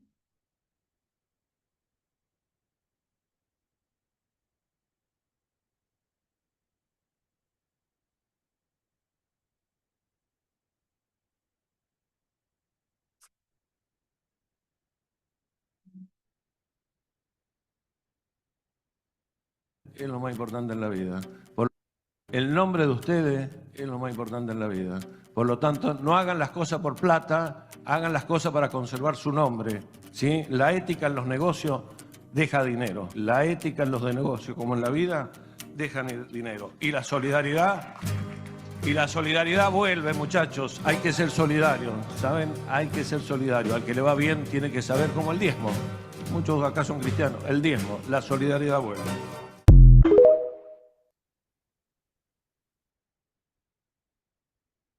¿Qué les pareció el video, chicos? ¿Están ahí?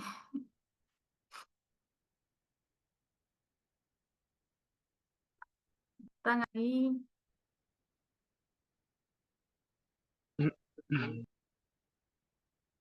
Ya, vamos a continuar con el siguiente tema. El siguiente tema es ética en los negocios.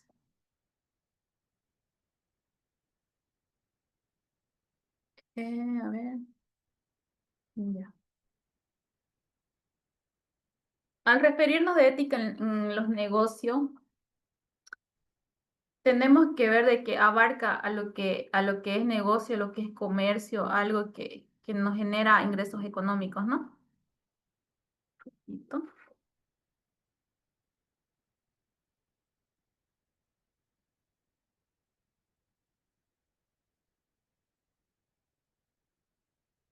Ya. A lo que abarca los ingresos económicos, como en el video decía, ¿no? Nuestro nombre es más importante que el dinero. Por ejemplo, si somos personas confiables, el dinero nos va a llegar porque somos personas confiables. Pero si no hacemos las cosas bien, no nos van a contratar, no vamos a tener clientes. Por ejemplo, en los mercados, cuando somos bien atendidos, volvemos al lugar donde nos atendieron bien, ¿no? Igual cuando vamos a comprar comida, en las telefónicas, cuando, no sé, cuando no nos alteran el internet, cuando o sea, un tiempo creo que llamar era muy caro y todo el tiempo se perdía el crédito que nos poníamos, pero ahora ya no es como que ya están más éticas las empresas telefónicas, ¿no? Y siempre vamos a ir nosotros los clientes a donde la empresa, el negocio sea más ético. La ética empresarial constituye el pilar fundamental que sostiene relaciones comerciales que sean sostenibles y responsables en el mundo actual.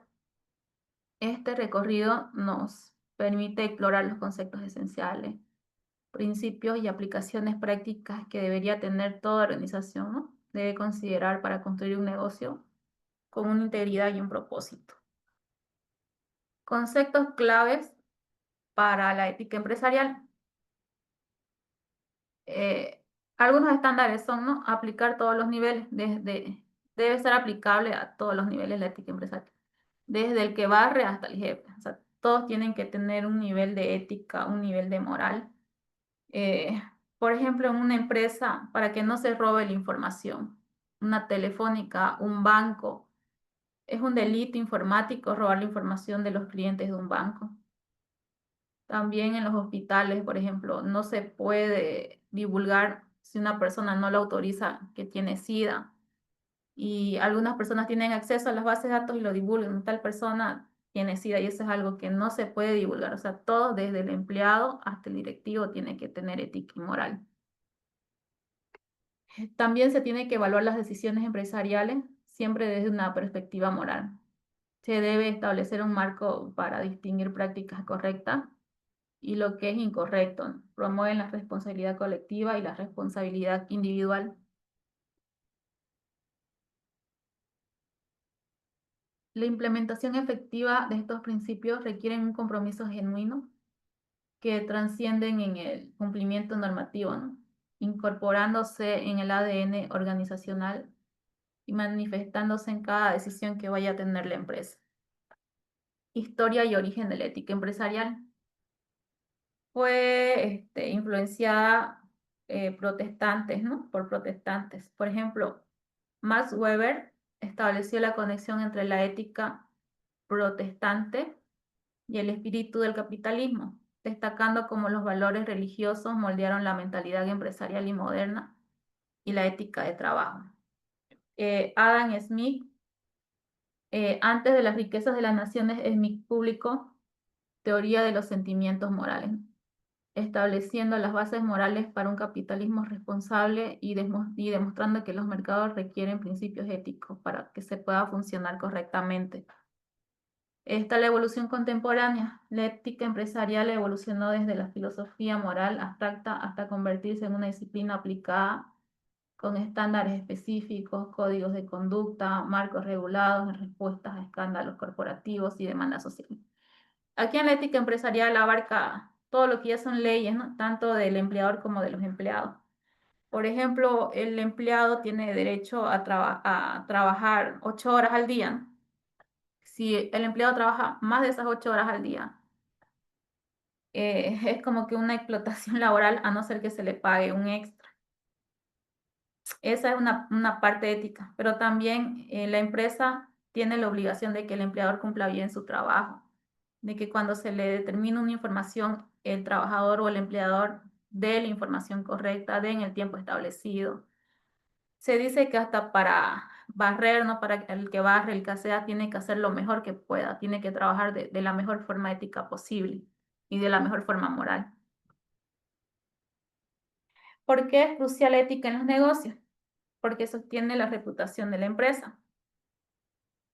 Las empresas éticas tienen una reputación sólida. Por ejemplo, Google, ¿no? Google a sus trabajadores los trata muy bien. ¿Y eso qué conlleva? Que es una de las empresas más grandes. Y aparte de eso, al ser los trabajadores bien tratados, tienen más ganas de trabajar. Tienen más ganas de hacer lo mejor que puedan, ¿no? Aparte de eso, generan confianza. La confianza es la moneda más valiosa en los negocios. Las prácticas éticas fomentan la lealtad del empleado, clientes, inversores y proveedores, reduciendo la rotación y fortaleciendo vínculos comerciales duraderos. Ventajas competitivas.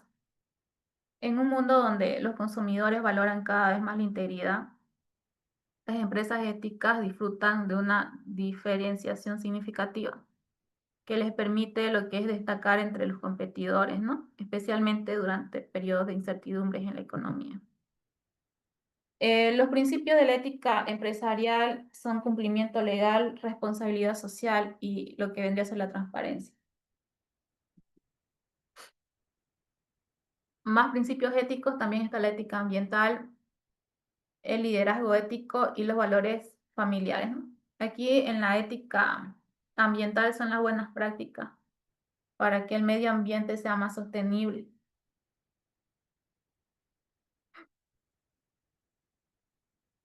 Chicos, ¿no pueden ver mi pantalla? Estoy compartiendo mal, van a disculpar.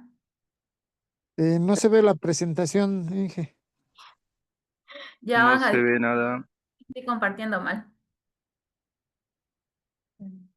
Ahora sí. Ahora, ¿ven mi pantalla? ¿Sí? Ahora sí se ve, Inge. Ahora Van a sí. disculpar, chicos. Sí se ve, todas- Licen. De todas formas, la diapositiva está en el curso ya. Esta es la diapositiva 7. La pueden descargar, le dan un clic y la descargan, ¿no? Igual está la ética empresarial, que esa ya sería la última diapositiva. Pero es similar a esto. Me voy a ir más atrásito un poquito, porque no podían ver, van a disculpar. Ya. Ya. Principios de la ética empresarial, ¿no? Está el cumplimiento legal, la responsabilidad social y la transparencia. Después, más principios éticos, está la ética ambiental. La ética ambiental es lo que nosotros podemos conservarnos para para las futuras personas que vivan o para las personas que vivan, porque nosotros no solamente vivimos en este mundo, viven muchas personas aquí, personas y animales. El liderazgo ético, ¿no? En el caso de que tengamos cualquier cargo, hay que saber tener un liderazgo y saber tratar con las personas. Después los valores familiares, esto es lo que incorporamos como principios desde que nacemos, que aprendemos en la casa. Y esto nos ayuda a tomar valores más profesionales o llevarnos mejor, en este caso, en la empresa, en cualquier trabajo que vayamos a tener. Los beneficios de tener ética en los negocios es que el 88% de los clientes tienen más confianza, ¿no? en las empresas que tienen más ética en los negocios. También hay un 67% de retención de talentos y un 35% de rendimiento financiero. Las organizaciones éticas no solo fortalecen su imagen pública, sino también establecen relaciones más estables y duraderas con todos sus grupos de intereses, contribuyendo significativamente su desarrollo sostenible a largo plazo. Algunos casos de empresas que tienen ética es Google, ¿no? Por ejemplo, Google tiene su código que es Don't Be Evil y sus políticas rigurosas, ¿no? Destacan por su transparencia de datos, diversidad laboral, campus sostenible como google.org y aplica tecnologías para resolver lo que son problemas globales. Mercadona tiene un compromiso en la parte social, ¿no? Con políticas de trabajador total que garantizan condiciones para sus trabajadores. Y tienen sus proveedores íntegros, o sea, tienen productos de buena calidad. Y las personas lo prefieren porque son productos económicos y son de buena calidad. Después Patagonia. Patagonia es una marca de ropa que destina el 1% de sus ventas a causas que son de medio ambiente, ¿no? Y esto hace que sea sostenible. Desafíos de tendencia éticas empresariales. Desafíos principales son presión por resultados, diferencias culturales y gestión de conflictos. Y tendencias actuales es el auge de la sostenibilidad como eje estratégico central, el incremento de regularizaciones sobre transparencia corporativas, tecnologías blockchain para trazabilizar la ética y crecimiento escrutinio público a través de redes sociales. Ya la última diapositiva. El valor de la ética en el futuro empresarial. La ética no es solo hacer lo correcto cuando nadie mira. Es integrar la integridad en cada aspecto del negocio para que se pueda contribuir un legado perdurable, ¿no? La ética empresarial ha dejado de ser una opción para convertirse en un pilar fundamental del éxito sostenible. Las organizaciones que establecen valores éticos y los traducen en prácticas concretas están mejor preparadas, ¿no? Por ejemplo, navegar entornos busca atraer talento comprometiendo el propósito trascendente, construir relaciones de confianza con consumidores cada vez más conscientes, generar impacto positivo mientras se mantienen resultados financieros sólidos. El futuro pertenece a las empresas que entienden que la verdadera ventaja competitiva reside en el compromiso ético genuino, respaldado por acciones coherentes y un liderazgo ejemplar. Bueno, chicos, esa sería la última diapositiva. ¿Alguien tiene alguna pregunta? ¿Alguna duda? Para mí todo está claro. Ok. Bueno, jóvenes, entonces el día de hoy con esto concluiría mi clase. Un gusto haberle explicado un poquito sobre ética y moral. Muchas gracias por su tiempo y yo me despido de ustedes. Gracias, licenciada. Gracias, chicos. Nos vemos hasta una próxima. Muchas gracias a usted. Muchas gracias. Gracias, Lice, muchas gracias. Gracias, Inge. Hasta luego. Ingeniera, agradecerle mucho por haber aceptado la invitación que Funde le ha hecho para que pueda compartir sus conocimientos estos 2 días con los participantes. Siempre es un honor estar en sus sesiones, licenciada. Ingeniera, perdón. Muchas gracias. Hasta luego. Hasta luego, ingeniera, que tenga un buen fin de semana.